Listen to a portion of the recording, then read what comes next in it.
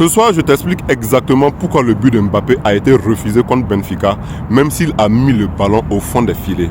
Lors du match Real Madrid contre Benfica, Mbappé avait poussé le ballon au fond des filets après une action rapide, mais le but a été refusé par l'arbitre après consultation VAR. La raison, Mbappé a interféré avec le gardien alors que celui-ci tentait de dégager le ballon de ses mains.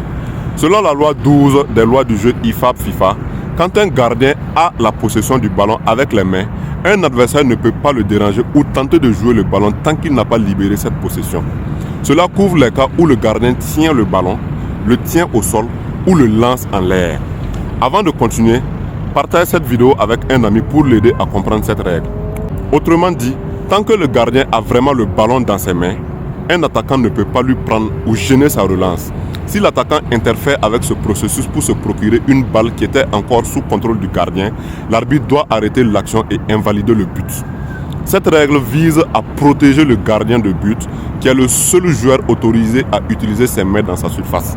Sans elle, les joueurs adverses pourraient simplement charger le gardien pendant qu'il relance, ce qui serait dangereux et contre-productif pour le jeu. L'un des exemples les plus connus est celui de Ronaldinho en 2015 au Mexique. Il avait volé le ballon dans les pieds du gardien et marqué, mais l'arbitre a refusé le but et lui a donné un carton jaune car le gardien était considéré en possession du ballon au moment de l'action.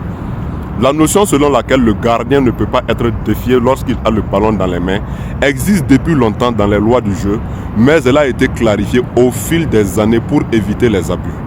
Une grande modernisation a eu lieu autour de l'an 2000 quand il a été précisé que le gardien ne peut pas être chargé quand il a réellement le contrôle du ballon à ses mains. Depuis, les arbitres et la VAR appliquent cette règle strictement pour protéger les gardiens et garantir le jeu équitable. Donc voilà, le but de Mbappé a été refusé non pas parce qu'il était hors jeu, mais parce qu'il a gêné le gardien pendant qu'il avait encore le ballon dans ses mains. C'est une règle ancienne mais essentielle pour la sécurité et la régularité du jeu.